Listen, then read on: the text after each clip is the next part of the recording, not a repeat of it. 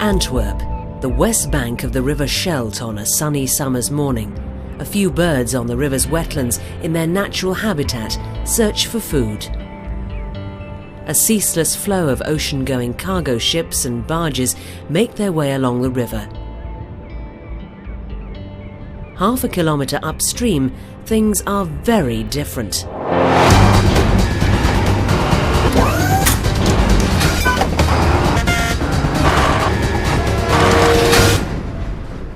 "50 years ago, when the Pan-Atlantic Line's Ideal X set sail from Newark on the 26th of April 1956, even the greatest of shipping visionaries would never have forecast the changes that containerization would make to the world. Nobody had a crystal ball. Nobody knows which way it will go. Will it be door-to-door transport? Will it be port to port? Will it be a container? Will it be a loading platform like we used for DFDS? Will it be pallets? Will it be shipboard cranes? Or will it be dockside cranes? Nobody had a crystal ball, and nobody had a vision at that time like Malcolm McLean had. In his book, Mark Levinson, author of The Box, How the Shipping Container Changed the World, argues that the container is up there with the internet in the way that it has changed our lives. Malcolm McLean's vision of the door-to-door transport with containers was a big achievement. However, he was not the inventor of the container. The railroads lost a lot of traffic to truckers, and the New York Central started already with the so-called flexi-van system, a bimodal railroad with containers. The inventors of the system was Leo Mellem, Cecil Hinkels of Flexivan, and Sol Katz, the owner of Strict Trailers. Flexivan and Sol Katz used stackable corner posts for these units and a top lift corner for twist locks for the top pick of the unit. This was the birth of the container as we know it today. Two factors above all have contributed to the growth of the container business. The first is the development of an international standard to enable the container to be built, shipped and handled anywhere in the world. In the last 30 years, what I've really seen more than anything else is a refinement of the work that was started before I got involved.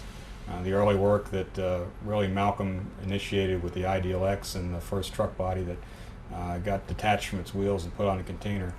And then his real innovation, in my opinion, which was the release of all the patents on how containers were handled, how they were interchanged, the dimensions, the idea of the interchangeable corner fittings, which is really what let the standards develop and take off in the world. That release was extremely important in my opinion. The second factor has been the development of increasingly sophisticated technology to create greater efficiency of scale for shipping containers, handling them and transporting a wider range of cargoes. The demand for faster and bigger is with us. I remember when we designed the jumbo econ ships for Malcolm McLean, there were a lot of naysayers and a lot of skeptics who felt that the Panamax size 4,400 TEU ship was way too big. And obviously today that is somewhat of a joke because we're pushing 10,000 TEUs and above. Parallel with the evolution of the standard dry freight unit was the development of specialized equipment, notably the refrigerated container. The first units were really over-the-road units, which were converted to be used on board ship. They were obviously treated for the marine environment, and they were powered by propane.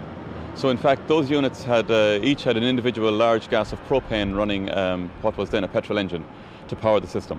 As the container became standard and the ISO standard for containerization was introduced, the picture frame unit was introduced. And so you very quickly had a migration to a self-contained electric-driven system based on CFCs and with an electronic controller. The success of the container business has now brought in new challenges. Ships are getting larger, but how do ports handle them and manage the massive flow of containers crossing the quay and passing through the entry gates? Faster ship turnarounds are demanded, with bigger cranes expected to handle containers more quickly and more reliably. Ports need to expand and local economies depend on port growth. But increasingly, environmental pressures will restrict the development of new container terminals and the dredging of deeper channels. Consumers' expectations are becoming higher, with greater demand for products on a year-round basis. Today, people in the developed world expect to eat any commodity, anytime, anywhere. So there's been a huge swing in the expectations of that population. As the world economy continues to develop and people's disposable incomes grow, people will continue to expect greater and greater choice. To provide that choice will require best temperature control in our industry, along with the right humidity, along with atmosphere control, and overall the best post-harvest treatment, including pre-cooling, that we can provide. Increasing volumes of chemicals, wine and other types of bulk products are being shipped in containers, reducing the price of new products, wine and other bulk cargoes. The European Commission is introducing new measures to encourage the use of environmentally friendly transport options, such as rail and inland waterway, to keep freight off the road. This is a key objective of many leading ports. The Antwerp Intermodal Solutions project wants to bundle the fragmented demand side to create enough volumes to organize new shuttles to the hinterland. And at the same time, we are also trying to improve the supply side by inviting new important rail operators to come to the Antwerp port and present or work out new products. Greater focus is also being put at improving efficiency and information management at the terminal entry gate. What will be new about the gate entry system are two things. First of all, we will install an OCR, optical character recognition, to get the damages, to make them available for our customers online through the web. And secondly, we will install a vehicle booking system, what we call the VBS, so that truckers have to make an appointment in order for us to guarantee them a certain truck turnaround time. Security is becoming a greater issue. Often it's not what is taken out of a container, but what is put into a container. After September 11th, the security industry relative to logistics flow really kind of turned 180 degrees. Prior to September 11th, high-value shippers were concerned about the contents and securing the contents of their goods, but really not that many containers that were shipped around the world were sealed. What occurred, especially in the United States, but starting in 2002 after September 11th, was that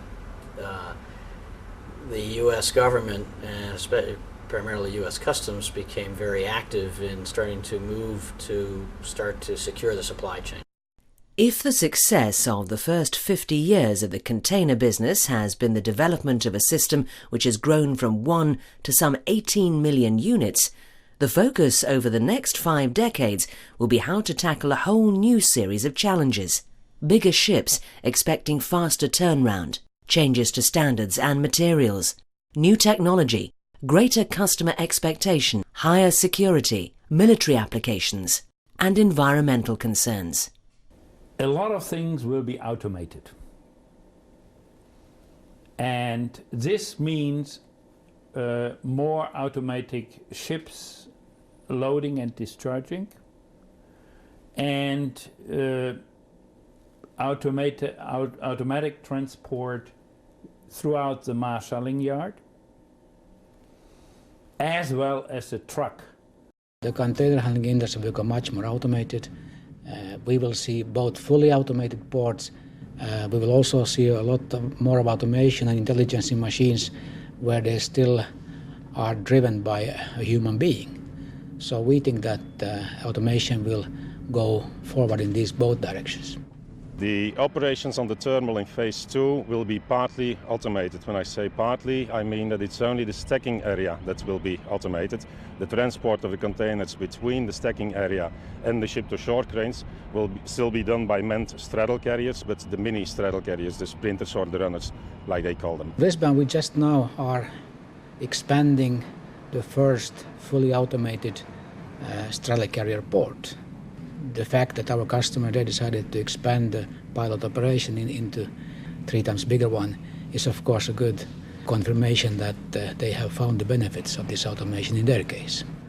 What happens is that the whole yard handling of containers is done by straddle carriers without any manual interference. So it's a closed area where these machines run without drivers.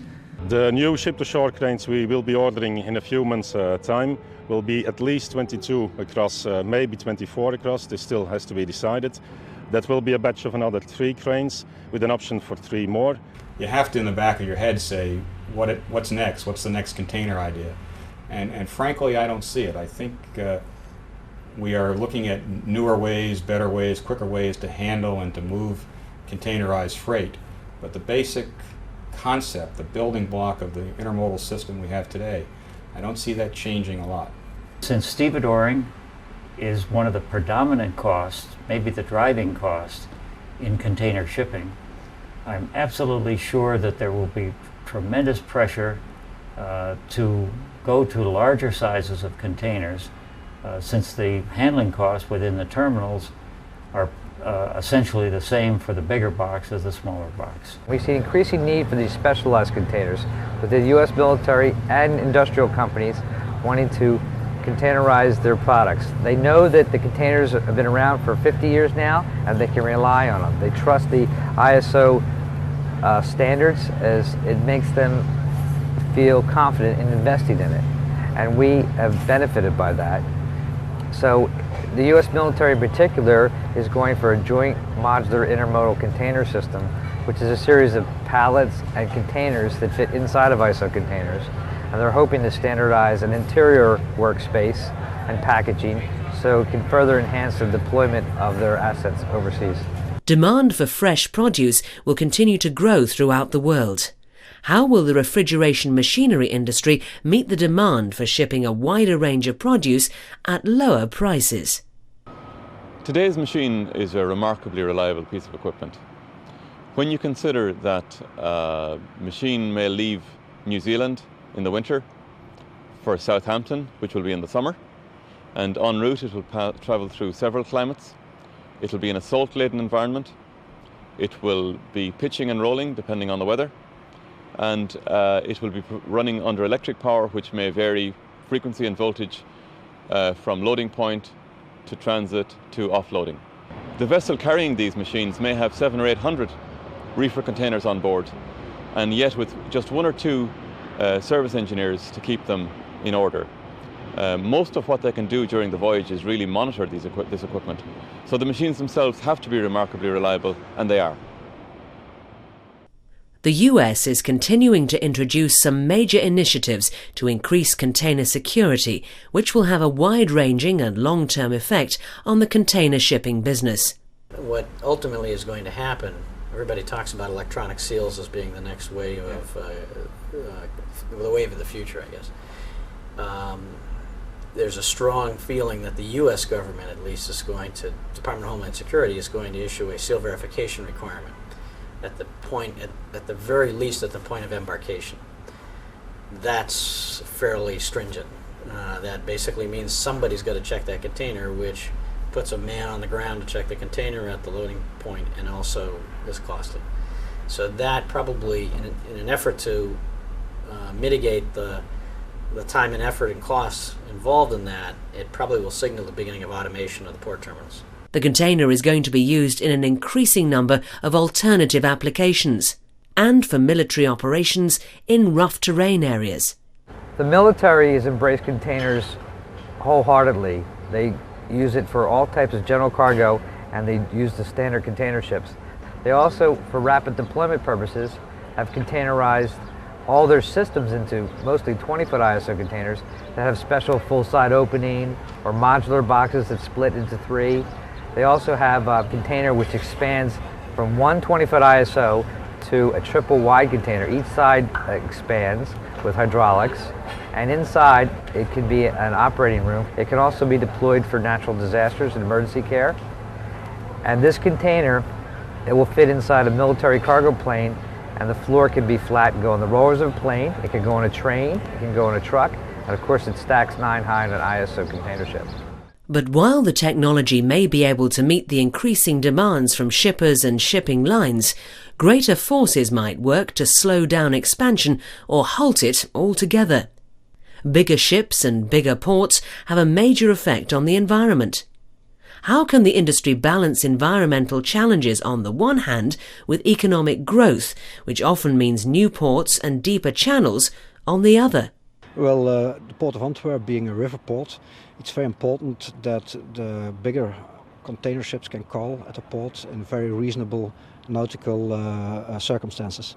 That's the reason why one is dredging the river since more than 100 years, but every now and then we need a new dredging campaign in order to improve nautical access. One solution to this problem can be seen not far from where we're sitting now, across the river on the Western Scheldt. 230 years ago, many of the farmlands of Zeeland were created by the construction of polders, land taken back from the sea and enclosed by a dike. We need to come to terms with other important stakeholders in the port, environmentalist stakeholders, local communities and other ones. And that's the reason why, for instance, by the construction of the Deurhangdok, we discovered that left bank was a protected bird area. And that's the reason why we developed the so-called Antwerp cohabitation model, in which we try to intensify the natural and environmental values in this area, so that, again, space came available for economic infrastructure. And I think we have been quite successful thus far, because the Deurhangdok now has been almost fully constructed, and there's a consensus existing in terms of strategic planning with the local communities and with the environmentalist groups. And until a few years ago, many people were convinced that dredging would be very harmful towards the natural values of the river. But together with the Dutch, we launched a very extensive study program, which lasted for more than 5 years, in which we discovered that there was almost no link at all between environmental degradation of the river and dredging. As a matter of fact, we even discovered that dredging can be used, and especially the disposal of the specie of the dredging, to improve the natural situation of the river by creating new wetlands and by creating new, very interesting environmentally local areas in the riverbank. As compensation for the dredging of a deeper channel to allow bigger container ships into the port of Antwerp, new wetlands are being developed and farmlands are being flooded. Since 1960, Zeeland has lost 2/3 of its wetlands. EU habitats and birds directives have sufficient power now to re-flood farmlands as mitigation for dredging and construction, and to reverse the disappearance of Zeeland's mudflats and salt marshes. Many farmers whose families have lived in the area for hundreds of years will have to move out, and the farms will be flooded. However, for both the environmentalists and for the ports and shipping industry, this is an acceptable solution. Wetlands are being restored, while the unquenchable demand from consumers in the West for low-cost manufactured goods and inexpensive year-round perishables can be met by higher-capacity ships and bigger ports. During the first 50 years of containerization, the priority was to build up a global system of ports, shipping lines, and inland transport systems. For many, the real challenge for the container business is to continue to expand without damaging the planet.